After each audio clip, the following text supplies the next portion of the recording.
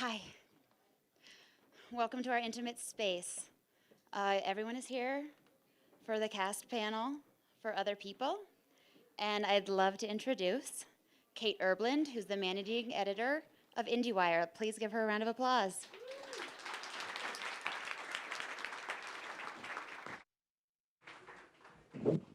Hey, everybody. Okay, I think I've got everyone. So I'm going to start introducing them, and I hope that they come. Let's see. I see we've got writer and director Chris Kelly. And then I see star Molly Shannon, Jesse Plemons, Bradley Whitford, and Maude Apatow bringing up the rear.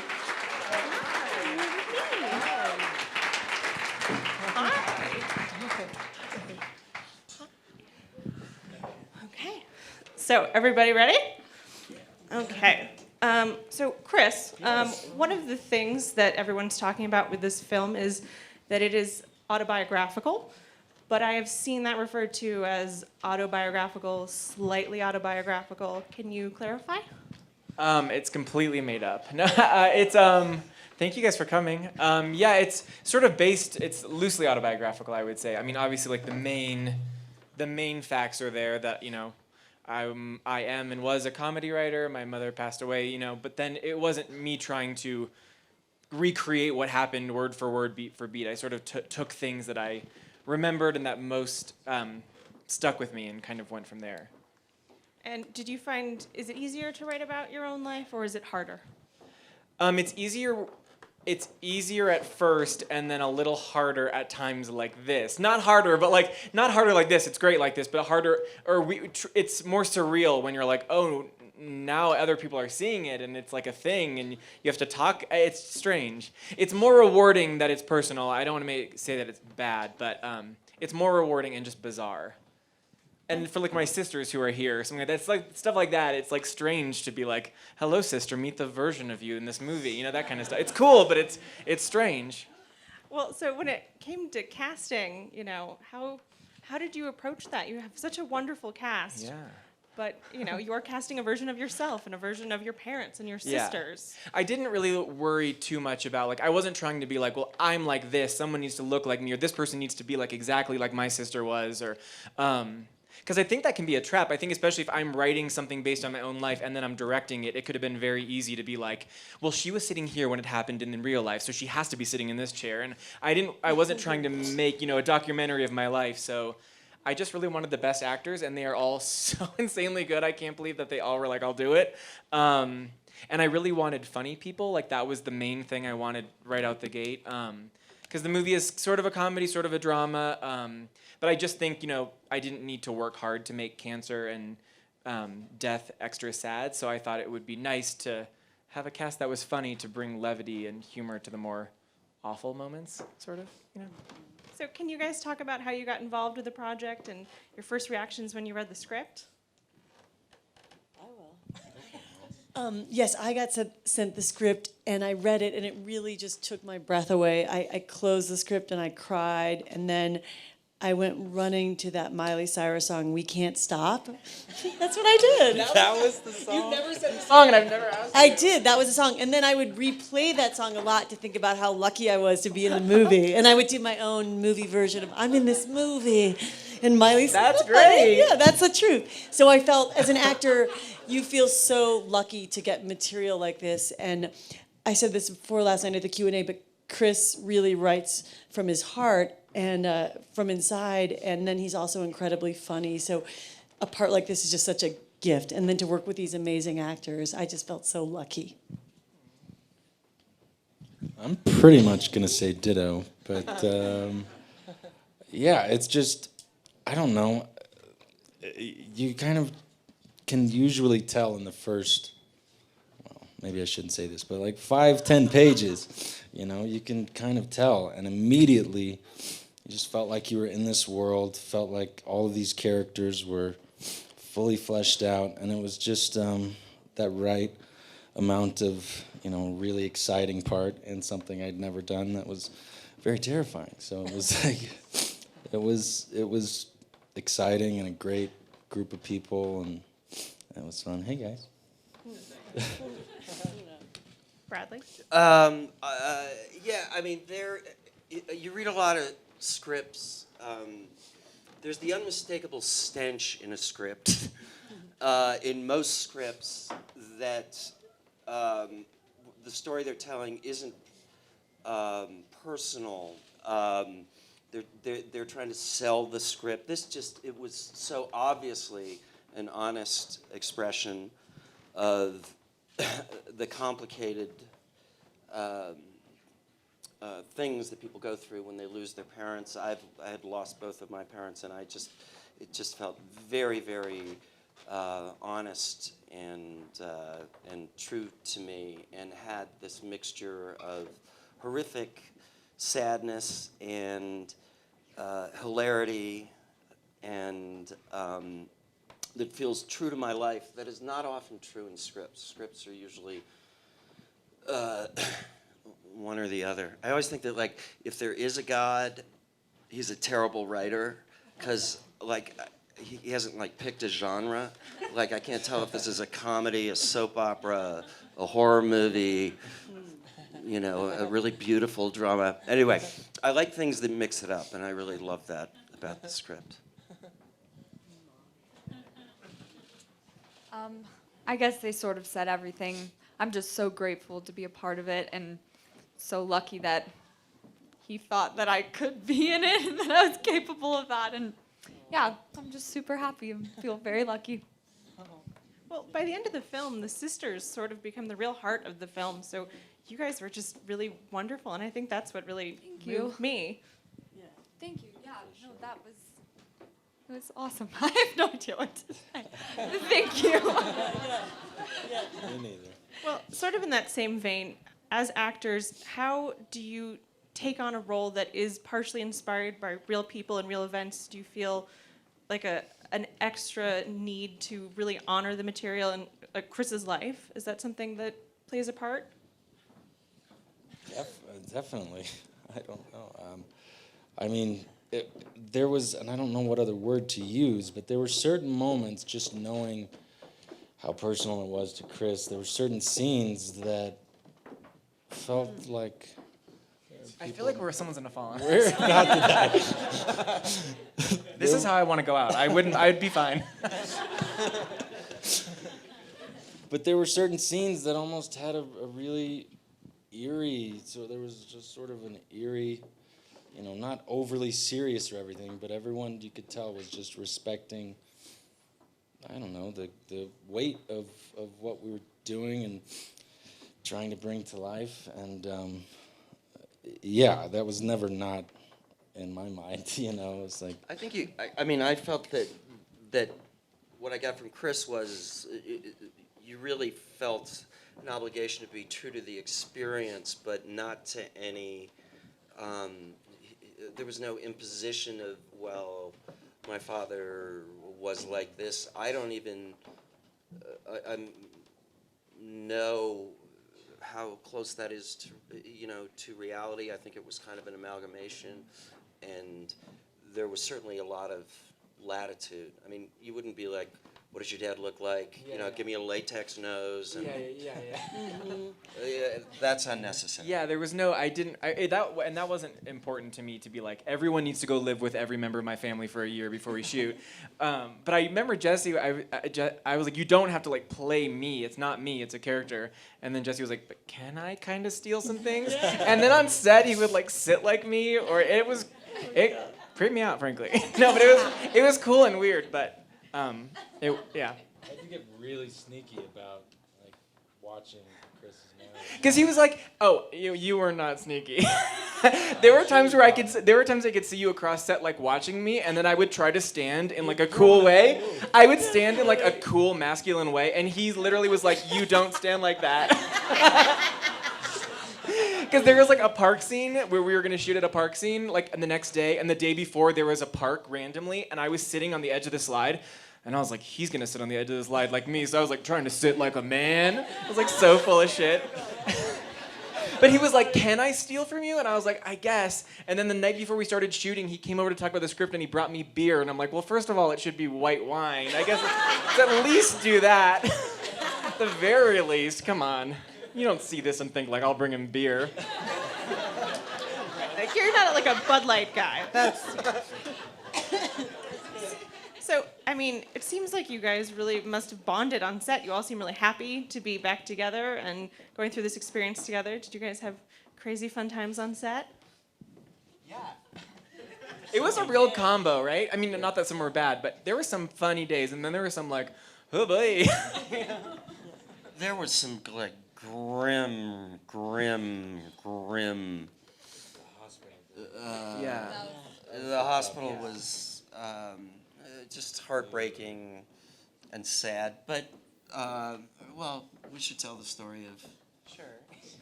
If you see the movie, there's the horrific moment of the death. And it's the first scene, so it's not a spoiler. Yeah, it's not a spoiler. She dies. She's not gonna make it. Anyway, and all the kids and we're all in bed holding her right after she has died, and we're weeping, and I think it hits everybody. It's not a hard thing to act if you've had any loss, and it's just like filling us, and it's painful, and it's a long take shot from way up high. And as an actor, you're feeling kind of guilty because you have this relief that, oh, we're getting through the scene, we're like really getting it emotionally, but I'm sort of being kind of mercenary about like the most precious feelings of loss I've ever had in my life. So you're going through this like complicated, but thank God it feels like the scene's working and everybody's just holding each other and just like deep in it, and then she just starts laughing. So hard. So hard. Very unprofessional. Very unprofessional. But it was. I realized Like, I'd oh, never. This is such a stupid way to make a living. I can't believe. She started because you had passed away, and it was probably very bizarre. And it was weirdly that day we only shot the saddest things in the world. Yeah. And I remember you just being like, I feel so alive, but everyone's treating me like I'm dead. It was so bizarre. I'd never played a dead person before, so it was such a strange feeling to have to not breathe at all and have people sobbing over you, and it just put me into a fit of giggles. But it was so nice. And then we only did it one other time, and that's what we used. But it was a good example of like there were some days that were just very somber and tough. But everyone's so funny, and it was still nice, and that was like the perfect. It truly helped the whole rest of the day because like we got to laugh and be like, oh yes, this is absurd and dark and strange to be doing.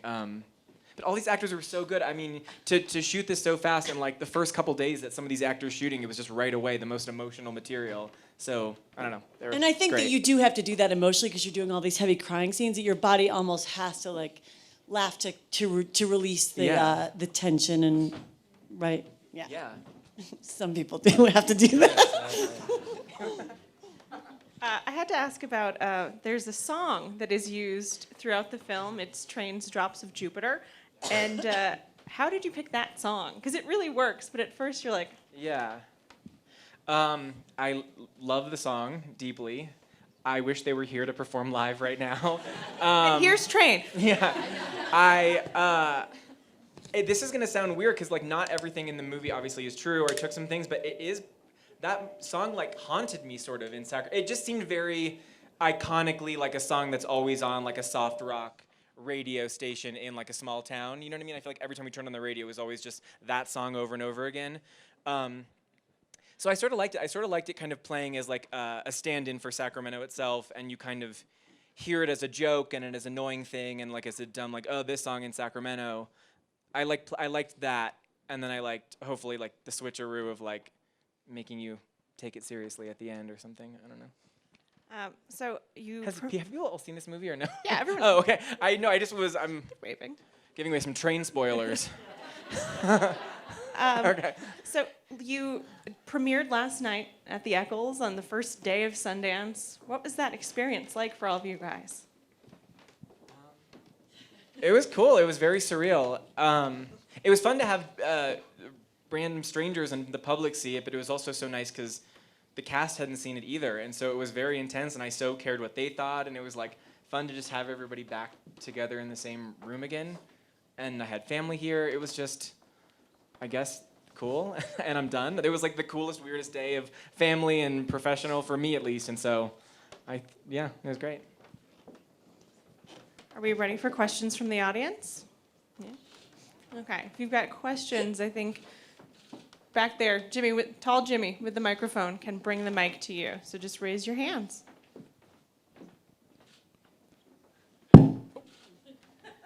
Ouch.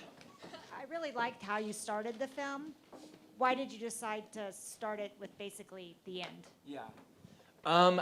Two reasons, really. One was I thought, at least for me, that it was a good way to tell everybody, like, this is the tone of the movie, to start it very, like, horrifically, very sad, very real, and then undercut it with some sort of, like, absurd, horrible humor, just to be like, this is what you're gonna get a little bit.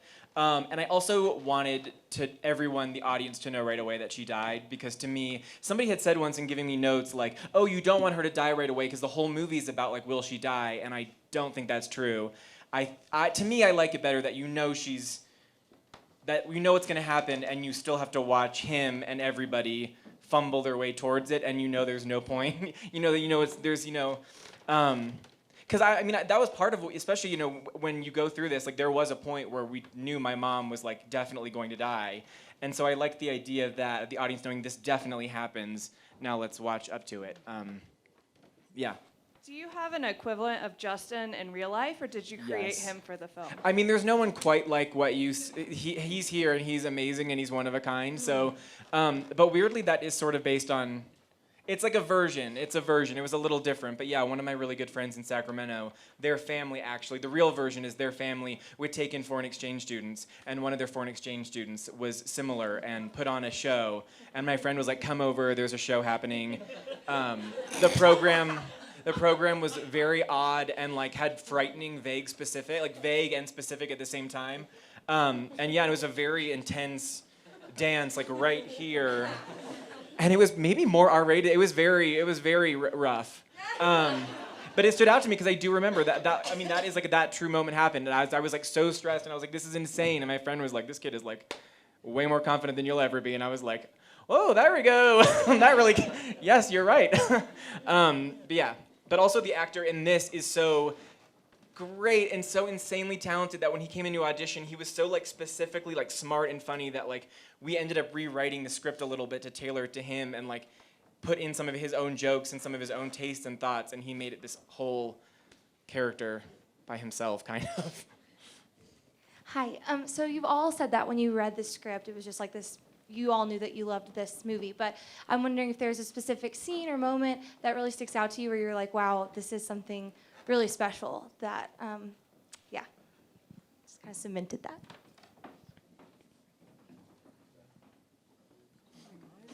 There has to be something. I know there is. Nothing was special. No. No, I thought there were. I actually found. I don't know. I loved the scene in the church. I knew when I read that just there's a certain father-son paternal communicative emotional constipation excruciating thing that I really wanted to be a part of. But I felt like there were a number of those scenes, or maybe I'm thinking of while we were shooting. I love the scene where we take too much of the pot brownies and too many drugs, and I'm like, we're all drug addicts. And it just felt really fun to, even though, my character's sick and not feeling well, but she just has such a fun, wild, silly night. As a performer, it just felt really fun. And Chris is the best at writing comedy. You know, he's one of the biggest writers on SNL. He writes all the hottest sketches, like the Adele sketch. He's the best. So I wrote Mary Catherine Gallagher. You wrote Mary Catherine. No. But he just has that tremendous ability to be able to do crazy, hilarious comedy and then stuff that's so full of heart, both comedy and drama. It's very rare to have those two together, but you just do it so well. That's nice. Also, it broke my heart to edit that Getting High scene down because we saw a full one-woman show for hours. She was insane. I feel so bad that we had to cut it down. It was so fun. It was such a treat. Me and Jesse were just we're watching Molly Shannon do a comedy. It was so fun. It was great. It was like she was in Heat for a moment. It was crazy stuff. Some real weird turns that Yeah. didn't fit the narrative, but they. I remember Chris was like, "What in the hell is going on?" I remember saying I remember being I love it, I love it, I love it. I don't think in this take you need to stand on your head, but I want to support it. It was so fun. It was great. And then I think this is going to be our last question. So, love the movie. Darren, It was we went to high Chris. school together. We Hello, did. hi. And both Hi. both of our moms died from cancer 3 years apart. Wow. Hello. This was a meaningful movie. It was brilliant and perfect, and you all were wonderful in it, and it was very resonant. But the question I have, because the Birch Tree thing that you got going through it, my mom's was a hummingbird. So I'm curious where that came in the script. Was that day one that you wanted something like that through it? Because that was my favorite part, because it resonated so well. The Birch Tree thing was something my mom said to me, actually, or had said to me and my sisters. She just liked them, and she would say it offhand, and she didn't even mean it to have intense meaning. She'd be like, I'll be a birch tree when I die. That's what I'll be. I'm not going to be in heaven. I'll be a tree. And I just remembered it, and I liked it, and I liked the idea of making the friend say it to him so that the main character would have to be like, oh, I want a birch tree moment too, and desperately search for it, and then have it end up being sort of his sister's, because that's also another thing my mom would. Oh, I need to cut this answer short. I'm about to cry. But those were two things that my mom imparted. She made the joke about the birch tree, and then she was very much like, I know it's hard for you here. I know I know it's weird. I know it's stressful. I know you're thinking about a lot of things. I don't give a fuck what you're. She didn't say like that. She was like, I'm very supportive. I hope you're successful in your career. I hope all these things for you. But blah, blah, blah, blah, blah. Come see your sisters at home. Take care of them. And so I liked that. So I gave the birch tree to the friend. And I liked him being stupidly in the next scene being like, there's a birch tree. Do you like the birch tree? And then trying to find, I want that meaning, and then having it be that. So. Did your mom stand on her head a lot? They were weirdly very similar. I'm sorry. Well, guys, I think we need to cut it off before everyone starts crying. Thank you guys so much for being here. Thank you for coming. Thank you, guys. Thank you very much. If everyone could just stay seated so we can get them out of here, that would be really great. Thank you. Thank you for having us.